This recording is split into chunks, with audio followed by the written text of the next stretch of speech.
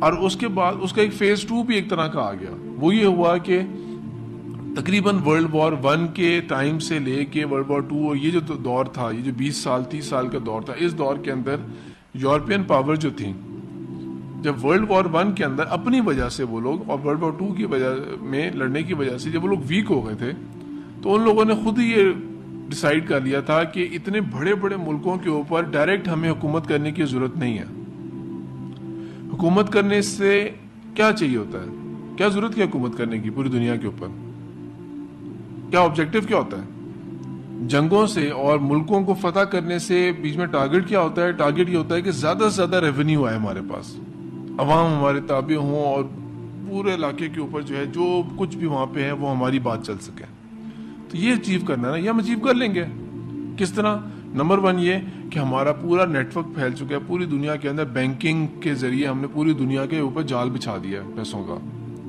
پوری دنیا میں جہاں بھی بندہ ہوگا وہ بینکوں میں پیسہ ڈالے گا, اور یہ ہماری کرنسی چلائے گا, ہمارے نوٹ چلائے گا. کبھی آئندہ موقع ملا تو اس کے بارے میں سمجھاؤں گا بینکنگ کی پوری ہسٹری کیا ہے اور اس کس طرح یہ سب سے بڑا فتنہ ہے, سب سے بڑا فتنہ یہ ہے اور سب سے باٹم کے اوپر یہ ہے. تو یہ بچھا لیا. ساتھ اور کیا؟ ملٹی نیشنل کمپنیز پھیلی ہوئی ہیں پوری دنیا کے اندر. ملٹی نیشنل کمپنیز پھیلی ہوئی ہیں, ان کو یہاں پہ آنے کی ضرورت نہیں ہے. آپ لوگوں نے اگر روزہ بھی کھولنا ہوگا تو آپ لوگوں نے اگر وہاں پہ کوئی 7 اپ رکھی ہوئی ہے تو ان کو اس سے بینیفٹس جا رہے ہیں, ان کو اس چیز کی جا رہا ہے. آپ لوگ منرل واٹر پی رہے ہیں, اس کو ان کا فائدہ پہنچ رہا ہے. تو ملٹی نیشنل کمپنیز اور بینکنگ کے ذریعے پوری دنیا میں جال بچھا دیا. ساتھ یہ کہ جو ہمارا طریقہ حکومت ہے, طرز حکومت ہے, ڈیموکریسی, اس ڈیموکریسی کو ہم لوگ پوری دنیا میں بچھا دیں گے. پوری دنیا میں ڈیموکریسی ہوگی, اور democracy secular democracy. Secular democracy یہ کہ کسی بھی مذہب کی بنیاد کے اوپر کوئی قانون نہیں بنے گا, ادر دین مذہب قانون بنتے رہیں گے. تو ڈیموکریسی یہ والی ہماری چلے گی. تو باقی یہ کہ پراکسی بائی پراکسی ہماری حکومت چلتی رہے گی, کنٹینیو رہے گا. تو یہ اسی کا ہی وہی جو ملکن جبرین کا ہے یا جبریتن کا ہے, اس کے اندر وہ فیز 2 اس کا اب چل رہا ہے کہ جتنے بھی کنٹریز ہیں ان کے اندر بائی پراکسی حکومت ہو رہی ہے. جتنے بھی ملک ہیں ان کی فارن پالیسی ڈکٹیٹ ہو رہی ہوتی ہے باہر سے. جتنے بھی ملک ہیں ان تمام ممالک کی جو فائنینشیل بجٹ ہوتا ہے پورے سال کا, وہ ڈکٹیٹ کیا جا رہا ہوتا ہے کہ یوں کرنا ہے, یوں کرنا ہے. اور ہم کسی اور کی ایگزامپل کیوں دیں؟ ہماری اپنی ایگزامپل ہے سب سے بڑے سامنے, کہ ہماری جو فارن پالیسی ہوتی ہے وہ بتائی جا رہی ہوتی ہے. جب کہہ دیا جاتا ہے کہ آج کل اب آپ نے انڈیا کے ساتھ اچھے تعلقات رکھنے ہیں تو پھر انڈیا کے ساتھ اچھے تعلقات ہوں گے ہمارے. جب یہ کہہ دیا جائے گا IMF اور ورلڈ بینک کی طرف سے کہ آپ کی بجٹ ایسا ہونا چاہیے, یہ ٹیکس لگائیں, یہ نہ لگائیں, یہ اس طرح کریں, ہم لوگوں نے اس طرح کرنا ہوتا ہے. تو یہ اس کا فیز 2 چل رہا ہے, یہ اس کا فیز 2 چل رہا ہے. زوال کیوں آیا؟ زوال کیوں آیا؟ دنیا داری کی وجہ سے. مسلمان جو ہیں وہ دنیا پرست ہوتے چلے گئے تھے. جب مسلمان خالص اللہ تعالیٰ کے بندے تھے, خالص اللہ تعالیٰ کے بندے تھے, اور جب سارا فوکس جو تھا وہ صرف اللہ کی رضا تھا, آخرت میں فلاح نصیب ہو جائے اور اللہ کی رضا, دنیا کے اندر اسلام کا جو ویژن ہے اس کو پوری دنیا تک پھیلانا, جب تک یہ تھا تب تک اللہ تعالیٰ نے قرآن کے اندر فرمایا وَسَنَلْقِي فِي قُلُوبِ الَّذِينَ كَفَرُوا الرُّعْبَ, کافروں کے دلوں میں میں تمہارا روب ڈال دوں گا. کیوں؟ بِمَا أَشْرَكُوا, کیونکہ وہ شرک کرتے ہیں, اللہ کے ساتھ دوسروں کو شریک کرتے ہیں. شرک کے اندر کیا کیا شامل ہوتا ہے؟ ایک تو یہ ہو گیا نا کہ اللہ کے سوا اللہ کو مانا ہی نہیں, سرے سے کسی اور کو مان لیا, یا مانا ہی نہیں, خدا کو بھی نہیں مانا, کوئی ہے ہی نہیں خدا کسی قسم کا بھی, جو مرضی نام ہو ہے ہی نہیں کوئی. ایتھیسٹ جو ہوتے ہیں, سب سے عجیب سی شکل وہ ہو گئی. یا وہ والی شکل جو خاص طور پہ جس طرح انڈیا کے اندر ہے کہ ہر چیز خدا کا روپ ہے, ہر چیز خدا کا روپ ہے, پولیتھیزم, ہر چیز خدا کا روپ ہے.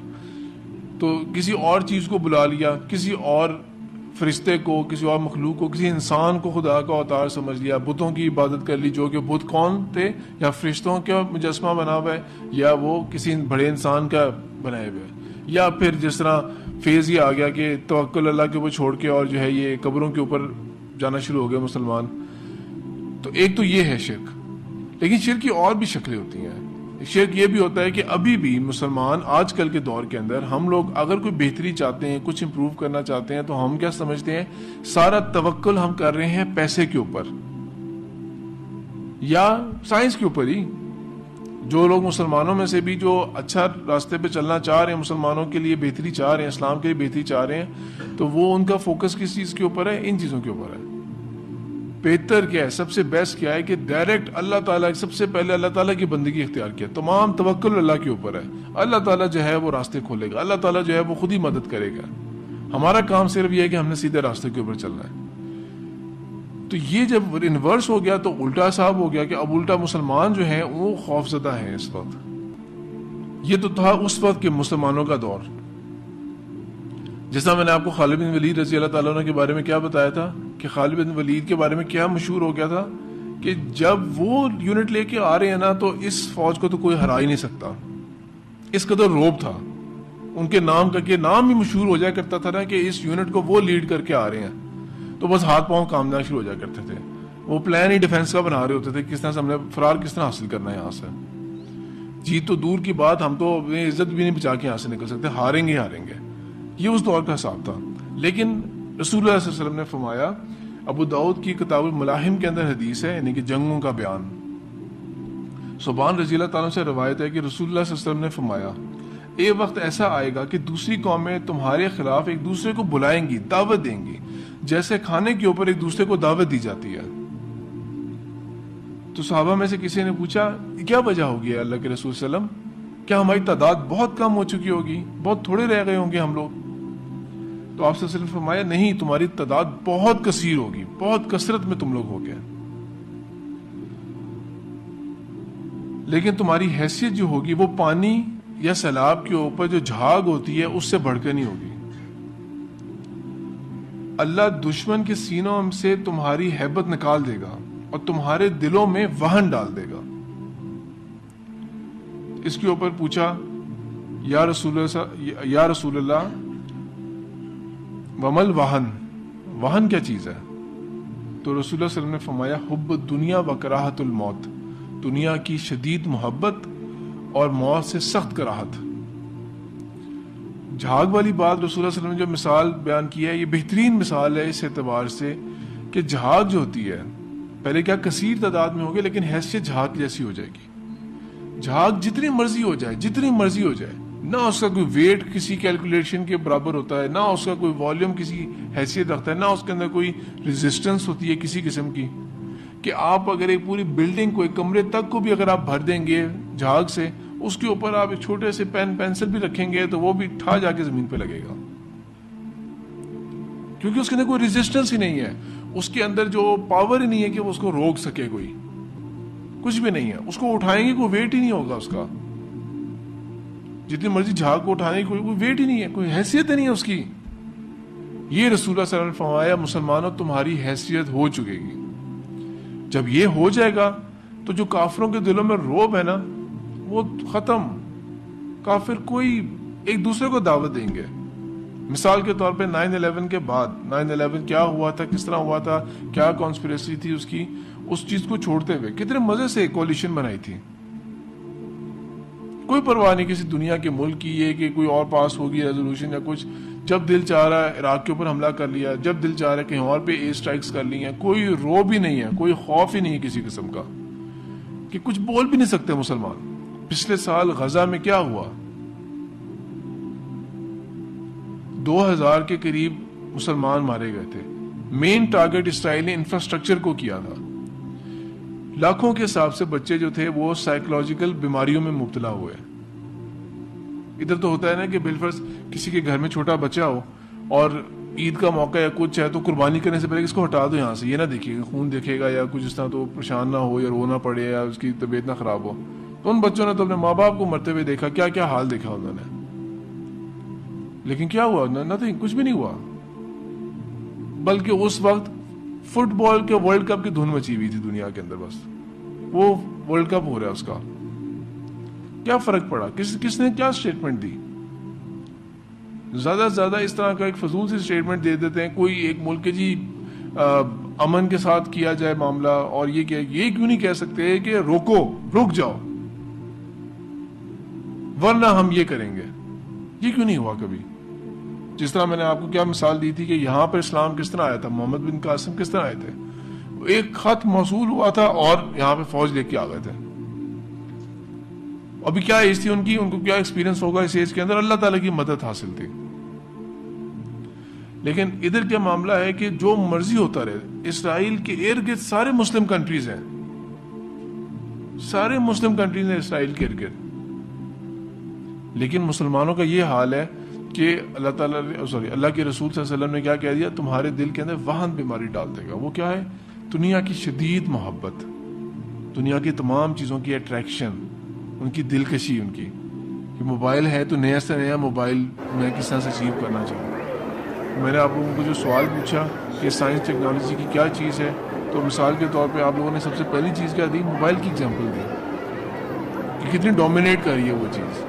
حالانکہ اور بھی چیزیں ہو سکتی ہے, میڈیسن بھی ہو سکتی ہے, علاج ہو سکتا ہے, الٹرا ساؤنڈ ہے کہ انسان کے پیٹ کے اندر, جسم کے اندر مختلف آرگنز کی کیا سٹیٹ ہے, کیا پوزیشن ہے, ایم آر آئی اسکین ہو سکتا ہے اس کا, سی ٹی اسکین ہو سکتا ہے, بلڈ ٹیسٹ کے اندر کیا کیا چیزیں آ جاتی ہیں, اتنا کچھ ہے.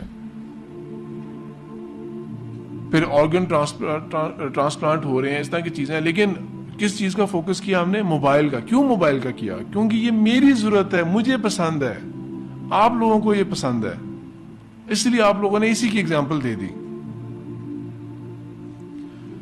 تو دنیا کی چیزوں کی محبت کہ یہ چیزیں جو اب ہیں, اب ان کی وجہ سے کوئی قربانی نہیں دینا چاہتے, کوئی اثار نہیں کرنا چاہتے.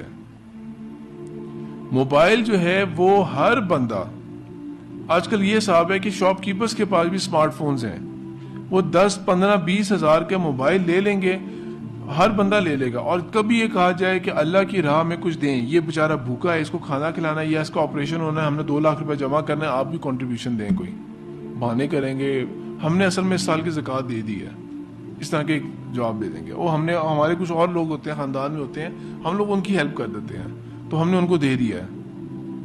وہ حضرت ابو بکر صدیق والا, حضرت عمر والا, وہ جذبہ کہاں گیا؟ حضرت عثمان والا کہاں گیا؟ جہاں پہ حضرت عثمان نے اتنے زیادہ صحابہ کو اور اتنے زیادہ جو جانور تھے ان کو فائنانس کیا تھا کہ ان کی طرف سے سارے پیسے ہوں گے غزوہ تبوک کے موقع کے اوپر. حضرت عمر جو تھے اپنا آدھا گھر لے آئے تھے, اور حضرت ابو بکر صدیق رضی اللہ تعالیٰ عنہ پورا گھر لے آئے تھے. آپ میں سے کوئی تصور کر سکتا ہے؟ یہ سوال پیدا ہوتا ہے نا کہ ہم کیوں نہیں وہ چیزیں اچیو کر رہے؟ کیونکہ ہم یہ کام ہی نہیں کر رہے. کوئی آپ تصور کر سکتے ہیں اس چیز کو کہ گھر گئے, ایک ایک چیز الماری میں سے ایک ایک چیز نکالے, سارے کپڑے نکالے, پردے اتارے, ہر چیز اتارے, پورے گھر کی تمام چیزیں دے دیں اللہ کی راہ میں. اور اس وقت میں کیا چھوڑ کے آئے ہو پیچھے؟ سب کچھ لے آئے, تم تو کیا چھوڑ کے آئے ہو؟ کہ اللہ اور اللہ کے رسول ہی کافی ہے ہمارے لیے. کیونکہ یہ معاملہ نہیں ہے, اس لیے ایک ریزن آپ کو نظر آ گئے اپنی ذات کے اندر, اپنی ذات کے اندر, لیڈرز کی بات نہ کریں, اپنی ذات کے اندر ایک ریزن نظر آ گیا کہ کہاں کتنا زمین آسمان کا فرق ہے, کتنا زمین آسمان کا فرق ہے. یہ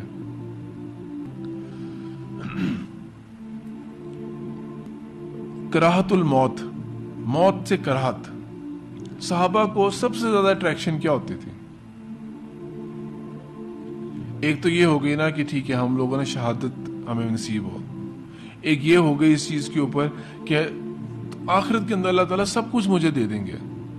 اس چیز کا کوئی غرض نہیں صحابہ کو کہ نہیں میں نے دنیا کے اندر میں نے تو یہ گاڑی لینی ہے, نیا ماڈل آنے والا ہے, میں نے لینی ہے, 2016 کے اندر یہ لائن آف کارز انٹروڈیوس ہونے والی ہیں, میں نے تو یہ پرچیز کرنی تھی, اس کے لیے میں حلال حرام کی تمیز بھی چھوڑوں گا, میں بینک سے بھی فائنینسنگ کروا لوں گا, جو مرضی کرنا چاہے کر لوں گا, دنیا کی خواہشوں کے پیچھے. صحابہ کو اس چیز کی کوئی غرض نہیں تھی کہ میرے پاس ہمارے پاس یہ جانور ہوں, اس نسل کی گھوڑی ہوں, اس نسل کے اونٹ ہوں, کوئی پرواہ نہیں ہوگا, آخر میں سب کچھ اللہ تعالیٰ دے دیں گے ہمیں. دنیا کے اندر بہترین جگہوں کے اوپر ہمیں کھانے کی پڑی ہوتی ہے, فلانی چیز جگہ جانے کی پڑی ہوئی ہے, نہیں, ان کو کوئی پرواہ نہیں تھی ان چیزوں کی. جیسا میں نے آپ کو واقعہ سنا دیا تھا عبید اللہ بن جرح کا کہ ان کے ساتھ کیا معاملہ ہوا تھا. جب وہ رومنز ملنے آئے تھے تو دیکھا زمین پہ بیٹھے ہوئے ہیں, یہ مسلمانوں کا یہاں کا گورنر زمین پہ بیٹھا ہوا ہے, اپنے ہتھیار کو صاف کر رہا ہے, کپڑوں کی حالت بری ہے, مٹی کے اوپر بیٹھے ہوئے, یہ بھی نہیں کہ وہ قالین ایسی چیز ہے وہ. اور جب حضرت عمر ان کے گھر گئے تھے تو ان کے پاس کیا کچھ بھی نہیں تھا. اگر دنیا کی کامیابی اصل کامیابی ہے تو وہ لوگ تو بہت کم عقل ہوئے، پھر کتنے کم عقل لوگ تھے. اور دنیا کی کامیابی، اصل کامیابی ہے تو فوربس کے نام کے اوپر 2015 کی لسٹ کے ٹاپ کے اوپر بل گیٹس کے جو ایسٹس ہیں 76 سمتھنگ بلین ڈالر، سب سے عقل مند انسان دنیا کا یہ ہے. اور مسلمانوں کے اندر بھی یہ جتنے بھی عرب کنٹریز کے اندر جتنے بھی بادشاہ بیٹھے ہوئے ہیں جن کے پاس اربوں ارب ڈالر ہیں کہ پرائیویٹ جیٹ پلینز انٹروڈیوس کیے ہوئے ہیں. سب سے بڑا جہاز دنیا کا کون سا آیا؟ A380 ڈبل، پورا جہاز ڈبل ڈیکر ہے. تو ایک عرب پرنس نے کیا کیا، ایک پورا جہاز جو ہے وہ اپنے پرسنل لیے بک کرا لیا، فلائنگ پیلس کے نام اس کو رکھا. فلائنگ پیلس ہے یہ، اس کے اندر تمام جو محلات کے اندر ہوتے، سوئمنگ پول بھی بنایا، اس کے اندر ہر چیز ڈالی ہے فلائنگ ایئر کرافٹ کے اندر. ایک طرف کیا حال ہے مسلمانوں کا، تو پیسہ ہے لیکن وہ حضرت عمر اور حضرت ابو بکر، حضرت عثمان اور صحابہ والا وہ دل نہیں ہے، وہ ایمان اور وہ تقویٰ نہیں ہے، اللہ تعالیٰ کے اوپر وہ والا یقین نہیں ہے. ہمارے اپنے ملک کے اندر بھی آپ دیکھ لیں کہ ایسے لوگ ہیں جن کے بارے میں کیا کہا جا رہا ہوتا ہے کہ ان کے پاس تو ایسا پیسہ، اتنا پیسہ ہے کہ پاکستانی کرنسی میں تو گنا بھی نہیں جا سکتا یہ پیسہ. اتنا پیسہ، اتنے بڑے بڑے جو ہیں ان کے پاس، لوگوں کے پاس ملز ہیں اور اتنے بڑے بڑے خاندان بن چکے ہیں وہ، لیکن ان کے پاس یہ پیسہ نہیں ہے کہ وہ اپنے ادھر لگا سکیں کہیں. کوئی یہ نہیں کرتا کہ ہاں ہم بے شک اپنے نام کے کوئی بہت بڑا کام کریں، کوئی دین کا بہت بڑا کام کریں، نہیں، کوئی بھی نہیں کرنے کے لیے تیار. زیادہ سے زیادہ کیا جذبہ نکلتا ہے لوگوں میں کہ وہ ایک حدیث ہے نا کہ مسجد جس نے بنا دی تو وہ کیا ہوگا، جنت میں جائے گا. جس نے مسجد بنا تو مسجد ایک بنا دیں گے ضرور، ہر الٹا سیدھا کام کریں گے اور نیکی کیا کریں گے، ایک مسجد بنا دیں گے. ایک مسجد میں نے پیسے ڈال دیے تاکہ بس یہ وہ جو بات تھی نا کہ ہمیں جنت میں محل ملے گا. اقبال نے کیا کہا تھا اس بارے میں، مسجد تو بناتی ہے شب بھر میں ایماں کی حرارت والوں نے، من اپنا پرانا پاپی ہے برسوں میں نمازی بن نہ سکا. کہ مسجد تو بنانے، ایک رات ایک خاص واقعہ ہوا تھا جس کی طرف بھی اس شعر کے اندر دو چیزیں مینشن ہے. اینی وے، تو یہ مسلمانوں کا حال ہے یہ اللہ. اب جب صحابہ کا وہ لیول ہوتا تھا کہ وہ دنیا کے اندر لیوشنگ لائف نہیں ہوتی تھی ان کی کچھ بھی نہیں ہوتی تھی، وہ تو انتظار کر رہے ہوتے تھے کہ ہم اللہ کے پاس کب جائیں گے. حضرت عمر بن خطاب رضی اللہ تعالی عنہ، جنہوں نے اتنے بڑے سلطنت کے اوپر جن کی خلافت تھی، امیر المومنین کہلاتے تھے وہ، جن کے نام سے جو دشمن تھے وہ ڈرا کرتے تھے، کانپا کرتے تھے. اپنے آخری حج کے اوپر دعا کیا مانگ رہے تھے وہ، اللہ تعالیٰ میرے اوپر یہ ذمہ داریاں بہت بھاری ہوتی جا رہی ہیں، ود ایج میں کمزور ہوتا جا رہا ہوں، اللہ تعالیٰ مجھے اپنے پاس بلا لیں.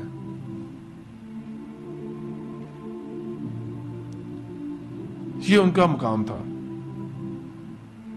ذمہ داریاں انہوں نے سمجھی تھیں اس چیز کو کہ اتنی بھاری بھاری ذمہ داریاں میں ان کو میٹ نہیں کر پا رہا. اور یہاں پہ کیا ہوتا ہے، یہاں پریویلیج سمجھی جاتی ہے، لڑ رہے ہوتے ہیں ایک دوسرے کو، گالیاں دے رہے ہوتے ہیں کہ یہ دھاندلی کر کے آئے ہیں اور یہ ہمیں آنا چاہیے تھا اور یہ ہمارا حق بنتا تھا، ہم نے پہنچنا تھا یہاں پہ تاکہ ہم لوگ کچھ کرتے، یہ پروٹوکولز ہمیں ملتے یہ والے. تو صحابہ کے اندر جب وہ تھا نا تو ان کو دنیا چھوڑنے میں ان کو ایک منٹ بھی نہیں لگتا تھا. ان کو تھا کہ آخرت کے اندر سب کچھ مجھے مل رہا ہے، مجھے صحت ملے گی آخرت کے اندر، ہمیشہ کی جوانی ملنی ہے مجھے وہاں پہ گرمی اور یہ تمام چیزیں، بھوک پیاس کچھ بھی نہیں ملنا. اللہ تعالیٰ نے میری تسکین کے لیے کیا کچھ رکھا ہوگا. اور سب سے بڑی چیز جس کو اللہ تعالیٰ نے خود مینشن کیا ہوا ہے، سب سے بڑی چیز کیا ہوگی، جو کہ ہم لوگ ابھی میرا اور آپ کا، ہمارا وہ ایمان کا لیول نہیں ہے کہ ہم اس کو کوئی چیز سمجھ سکیں. سب سے امپورٹنٹ چیز جس کے پیچھے سب سے زیادہ تڑپ تھی، جو اگین میں کہہ رہا ہوں میں اور آپ اس کو ویٹیج ہی نہیں دیں گے، وہ کیا ہے، اللہ تعالیٰ کا دیدار. اللہ تعالیٰ کو ہم دیکھیں کہ آخر وہ کون ہستی وہ ہے کیا جس کی خاطر میں بھوکا رہا لیکن میں نے حرام میں نہیں ہاتھ ڈالا، جس کی وجہ سے میں نے یہ مشکلات برداشت کی، جس کی وجہ سے میں نے یہ نہیں کیا، جس کی وجہ سے یہ ہوا، جس کی وجہ سے یہ ہوا، جس کی وجہ سے میں نے صبر کیا، جس کی وجہ سے یہ ہوا، تمام چیزیں، وہ ہستی اس کو میں دیکھنا چاہتا ہوں. یہ میرا اور آپ کا ایمان نہیں ہے کہ ہم اس کو فیل کر سکیں. وہ صحابہ کا کیا واقعہ تھا جو آپ صلی اللہ علیہ وسلم کی خدمت کر رہے تھے، جب آپ صلی اللہ علیہ وسلم وضو کر رہے تھے تو آپ صلی اللہ علیہ وسلم نے خوش ہو کے کہا تھا کہ کوئی دعا مانگو، کہ کیا مانگتے ہو، خوش ہوئے تو میں تمہارے لیے اللہ تعالیٰ کے ہاں وہ دعا کروں گا. تو تو انہوں نے کیا یہ نہیں کہا کہ کوئی میرے بڑے اچھے نمبر سے پاس ہو جاؤ، کوئی اچھی جاب لگ جائے، کچھ ہو جائے، اے نبی صلی اللہ علیہ وسلم میں آپ کا ساتھ چاہتا ہوں. یہ ان کی خواہشات تھیں، یہ ان کی وشز تھیں. ایک ڈاکومنٹ ہوتا ہے جب آپ لوگ جاب کے لیے اپلائی کرتے ہیں، کیا بولتے ہیں اس ڈاکومنٹ کو؟ سی وی یا ریزیومے بولتے ہیں، کریکولم وٹایا یا ریزیومے بولتے ہیں اسے. اس کے اوپر ٹاپ پہ لکھا ہوتا ہے آبجیکٹو کیا آپ کا. آبجیکٹو کیا لکھا ہوتا ہے؟ To seek a job in فلانی کمپنی جس کے اندر میری یہ اسکلز یہ ہو سکے، فلانا. سب جھوٹ. ایکچولی کیا ہوتا ہے؟ کوئی ایسی کمپنی مل جائے جو مجھے بہت اچھا خاصا پیسہ دے دے، بس یہ ہوتا ہے آبجیکٹو ہمارا. ان کا آبجیکٹو یہ تھا کہ نبی صلی اللہ علیہ وسلم میں آپ کا ساتھ چاہتا ہوں. صحابہ کا کیا تھا؟ اللہ تعالیٰ کا دیدار دیکھنا چاہتے ہیں. جب وہ قرآن پڑھتے تھے تو آپ لوگ جس طرح پڑھتے ہیں قرآن، یا میں پڑھتا ہوں جس طرح قرآن، وہ اس طرح نہیں قرآن پڑھا کرتے تھے کہ قرآن پڑھ رہے ہیں ساتھ ساتھ جمائیاں بھی لیے جا رہے ہیں، نیند آ رہی ہے اور بالکل بور ہو رہے ہیں کہ یار کیا ہم لوگ جو ہے بوجھ ہے ہمارے اوپر. یہ صحابہ کا یہ بیسٹ پاس ٹائم ہوتا تھا. جب ان کے پاس وقت ہوتا تھا وہ قرآن پڑھتے تھے اور اس پہ خوش ہوتے تھے کہ جو اس کے اندر نعمتیں آتی تھی. جب اس کے اندر کسی پکڑ کی بات کرتے تھے اللہ تعالیٰ تو اس میں پناہ مانگا کرتے تھے. وہ یہ چیز ہے جو فرق کر رہی ہے. کیوں وہ اتنے اوپر کیوں کہے تھے؟ کیوں کہ اقبال نے کیا کہا تھا جواب شکوہ میں؟ وہ زمانے میں معزز تھے مسلمان ہو کر اور تم خوار ہوئے تارک قرآن ہو کر. تو یہ موت کی جو کراہت ہے، یہ مسئلہ ہے اصل میں. دنیا کی محبت اور موت سے کراہت، اس کی ایک بدترین جو شکل بن چکی ہے اس کے بارے میں ابو داؤد کی کتاب الاجارہ کے اندر حدیث ہے. ان ابن عمر قال سمعت رسول اللہ صلی اللہ علیہ وسلم یقول. ابن عمر رضی اللہ تعالیٰ سے روایت ہے، انہوں نے کہا میں نے خود سنا رسول اللہ صلی اللہ علیہ وسلم کو یہ کہتے ہوئے کہ آپ صلی اللہ علیہ وسلم نے فرمایا اذا تبایعتم بعین، جب تم سود کے لین دین میں لگ جاؤ گے. عین جو تھا وہ ایک خاص قسم کے سود کی تجارت ہوتی تھی. جب تم سودی کاروبار میں لگ جاؤ گے، سود کے کام میں لگ جاؤ گے. یہ والا جو ہے نا، یہ آج کل کے بینکس آفر کرتے ہیں تمام چیزیں جو جس خاص کیٹیگری کی بات ہو رہی ہے. وَأَخَذْتُمْ أَذْنَابَ الْبَقَرِ، اور تم گایوں کو ان کی دموں سے پکڑ لو گے. کہنے کا کیا مطلب ہے؟ گایوں کو ان کی دموں سے پکڑ لو گے تم. کیریئرز کے پیچھے لگ گئے ہو تم. لائف سٹاک کس چیز کی ایگزامپل ہوتی تھی؟ بزنس کی ایگزامپل ہوتی تھی نا. اپنے کیریئرز بزنس میں لگ گئے ہو، ان کی دموں سے پکڑ لیا، بس اسی میں تم خوش ہو کہ تم بڑی کامیابی تم نے حاصل کی ہوئی ہے. وَرَضِيتُمْ بِالزَّرْعِ، اور جب تم زراعت کے اوپر، کھیتی باڑی کے اوپر مطمئن ہو جاؤ گے، بڑے راضی ہو تم. رضیت، جب تم راضی ہو گئے اس کے اوپر. صبح شام کی دعاؤں میں ایک ذکر ایک خاص کیا آتا ہے؟ رضیت باللہ وبالاسلام وبمحمد نبی، کہ ان کو نبی میں اس پہ راضی ہوں. لیکن آپ صلی اللہ علیہ وسلم کیا فرما رہے ہیں؟ یہ جب معاملہ ہو جائے گا، جب تم اس پہ راضی ہو گئے، کھیتی باڑی کے اوپر بہت مطمئن ہو تم، کیریئر اور بزنس کے دموں کو پکڑ کے بیٹھے ہوئے، بہت تم تسلی کے اندر ہو اور سودی لین دین میں پڑ گئے ہو. تھرڈ چیز کیا فرمائی رسول صلی اللہ علیہ وسلم نے؟ وَتَرَكْتُمُ الْجِهَادَ، اور جب تم جہاد کو ترک کر دو گے. یہ چار کام جب تم کر لو گے نا، سلط اللہ علیکم ذلہ، تو اللہ تعالیٰ تمہارے اوپر ذلت جو ہے اس کو تمہارے اوپر پھینک دے گا. حتی ترجعوا الی دینکم، جب تک تم واپس اپنے دین میں نہیں لوٹتے.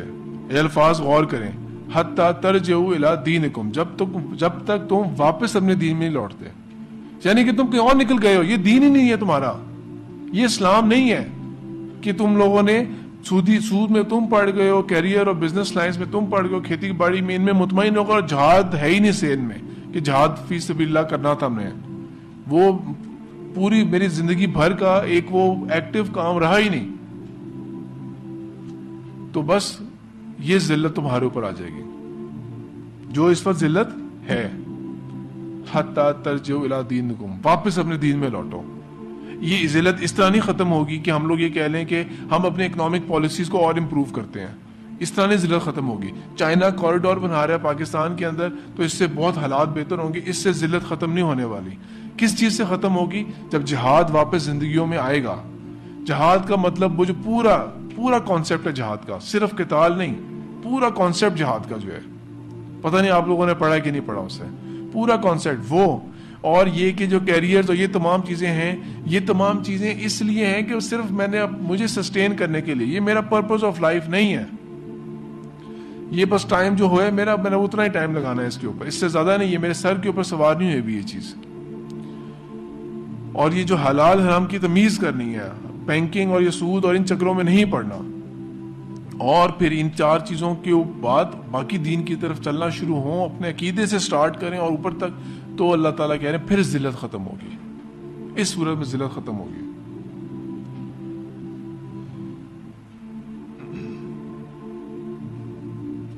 ایک اور حدیث ہے ابو داؤد کی کتاب السنہ کے اندر، یہ حدیث کیوں بتا رہا ہوں یہ والی، یہ سمجھانے کے لیے کہ جو راستہ ہے جس کو، یہ تو ہے نا جو چیزیں چھوڑو 4، جس راستے پہ چڑھنا ہے اس کے بارے میں تھوڑی سی وضاحت ہے اس کے اندر، کہ رسول اللہ صلی اللہ علیہ وسلم نے، ارباز رضی اللہ تعالیٰ سے روایت ہے کہ رسول اللہ صلی اللہ علیہ وسلم نے ہمیں ایک دن نماز پڑھائی، پھر ہماری طرف منہ کر لیا اور واز دیا، ایک لیکچر دیا رسول اللہ صلی اللہ علیہ وسلم نے، بڑا ہی بلیغ اور جامع واز تھا، یعنی کہ ایسا نہیں کہ گھنٹوں لگ گئے ہیں، بہت کم باتیں کی لیکن بہت گہری باتیں، بہت بھاری باتیں کی اس کے اندر،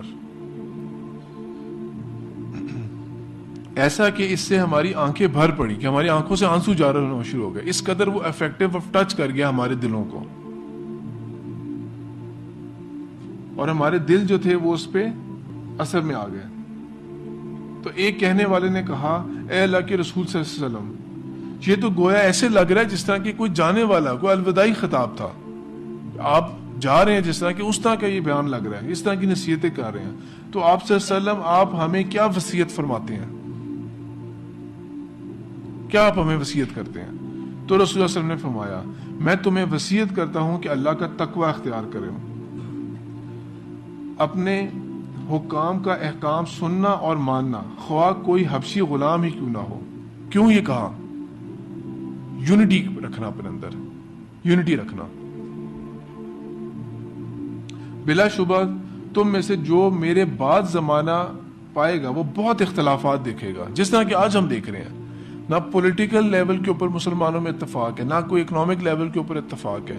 یورپ کے اندر ایک کرنسی وہ مان رہے ہیں، ہم لوگ اپنی اپنی لے کے بیٹھے ہوں گے، کوئی کسی قسم کا اتفاق نہیں ہے۔ اور سب سے برا حال کس میں ہے؟ فرقہ واریت کے اندر، سب سے برا حال یہاں پر ہے۔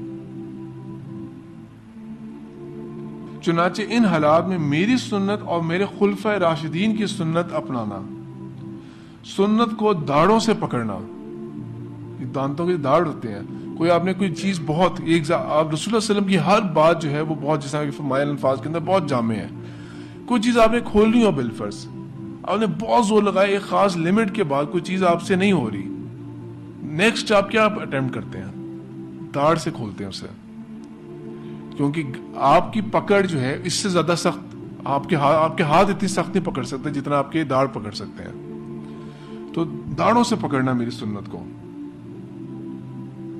اور نئی نئی جو بدعات ہیں، جو دین کے اندر نئی نئی باتیں پیدا ہو گئی ہیں جو سنت میں نہیں ملیں گی، اس کا آسان حل کیا ہے؟ سنت اور خلافت راشدہ کے دور میں دیکھیں، اگر وہ بات نہیں ملتی جو دین کے میں سمجھی جاتی ہے، ریجیکٹڈ، تو ان سے اپنے آپ کو بچانا۔ تو آگے جو الفاظ ہیں وہ وہی ہیں جو جمعے کے اندر عام طور پر فرمائے جاتے ہیں کہ ہر نئی بات جو ہے وہ بدعت ہے، اور بدعت گمراہی ہے۔ تو جو راستہ ہے وہ بہت واضح ہے، وہ موجود ہے، تمام چیزیں موجود ہیں۔